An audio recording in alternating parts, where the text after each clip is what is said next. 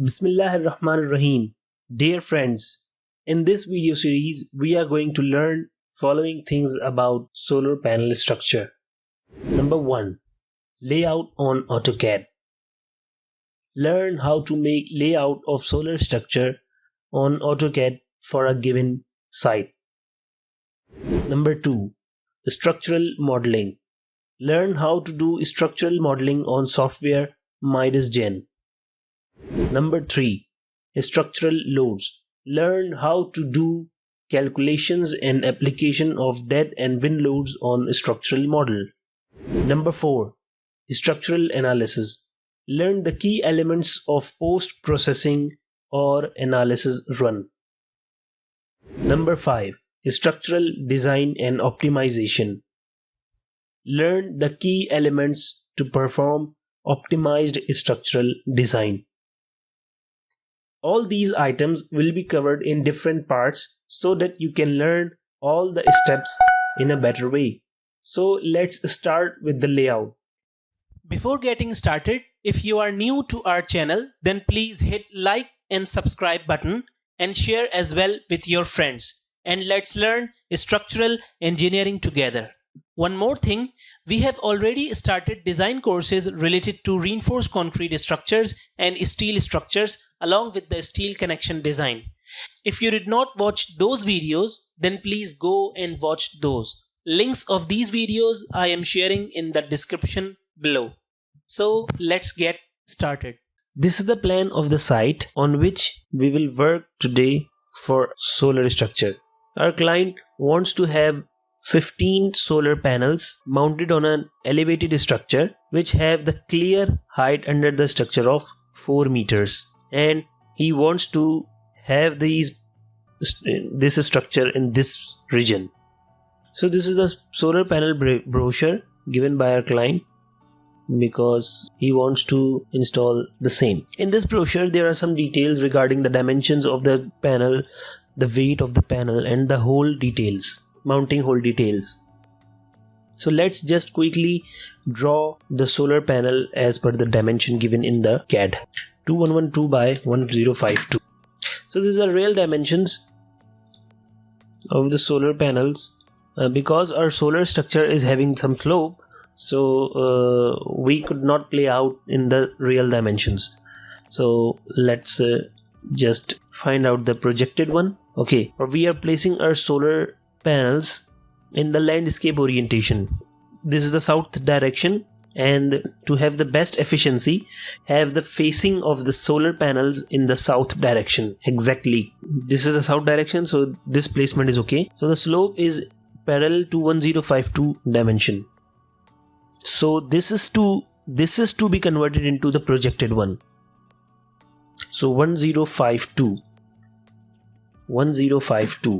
we are giving the slope of 25 degrees.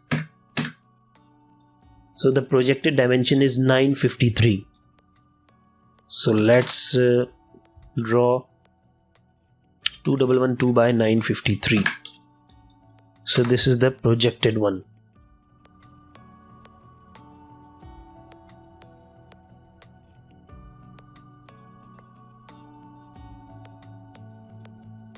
So now we will lay out our solar array with this projected rectangle. So just copy it and paste it here.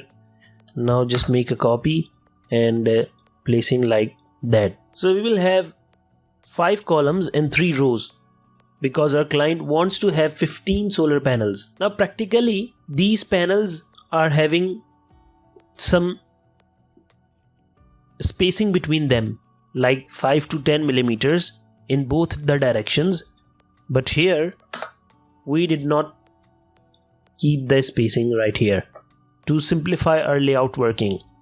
But when we are making the fabrication drawing of our structure, then this spacing is to be adjusted on that time.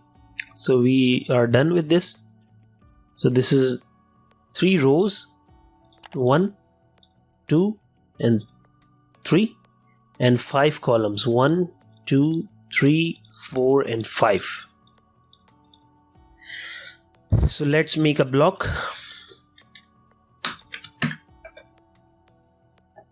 Okay, now we are using 1600 millimeters spacing between the holes to have the minimum cantilever span of the plate.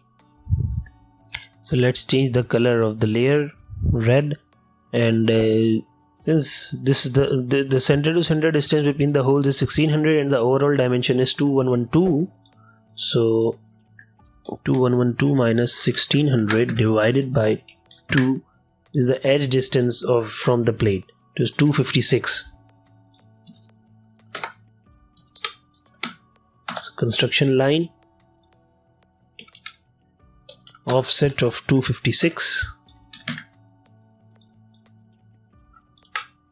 Now offset of 1600.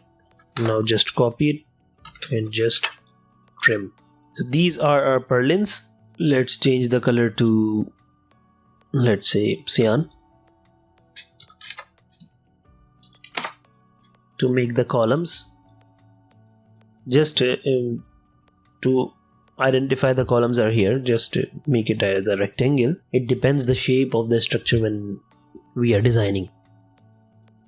So let's make a rectangle of 50 by 50. It's too small, so let's make it of 150 by 150. Let's first place the beams, the main girders on which the purlins are to be rested.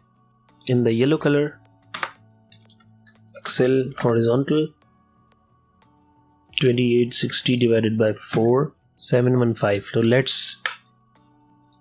So let's make the cantilever span of 715 millimeters from there, and let's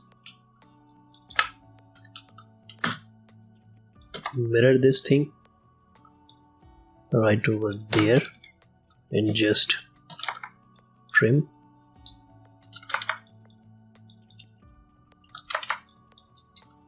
Okay, so these are the main beams. Now deciding the cantilever in the x direction from this start purlin to the end purlin is approx 10 meters. So we are going to have 2 spans, means 3 columns. So let's have a cantilever of 800 millimeters. Just copy from the midpoint and intersection of this and this. Now the center to center span is 8448. So let's just divide it.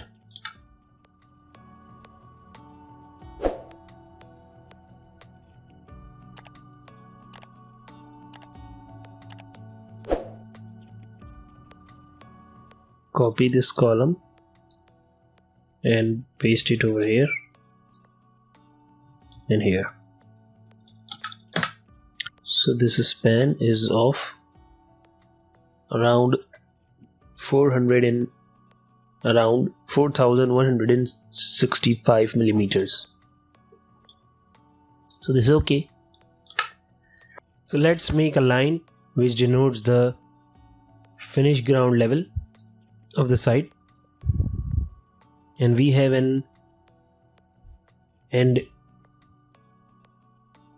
we want to have the clear height under the structure is 3000 millimeters. So let's just offset this line and then make the vertical line and make a line to 25 degrees of, let's say, randomly this length and this angle. Now this is the projected dimensions 715, 1429 and 715. So this line represents this point. So let's make just offset of 715 mm, then 1429 mm, then further 715 mm,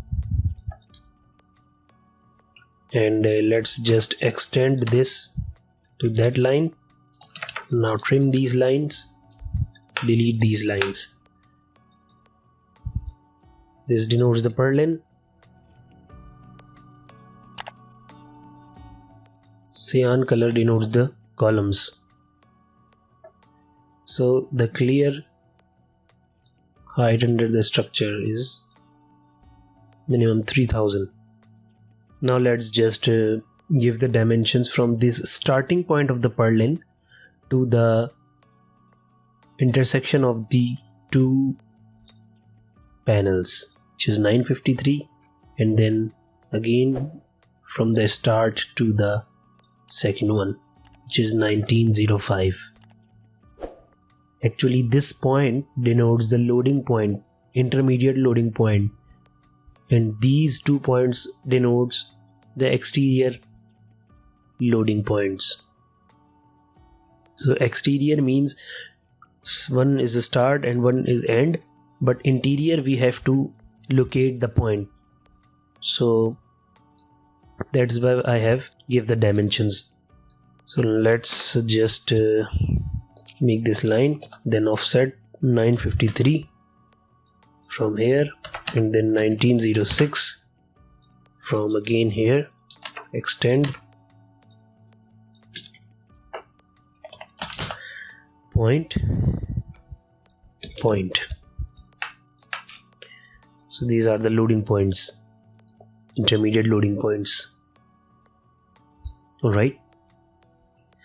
Okay, since by measuring the column it seems that 3333 mm unbraced length and this 4000 mm unbraced length of the column, which is too much. Alright, so while designing the structural elements, we will give the lateral bracings to brace the columns. This is not actually the purlin, that is the purlin. So we can see that at the purlin locations we have not draw any column.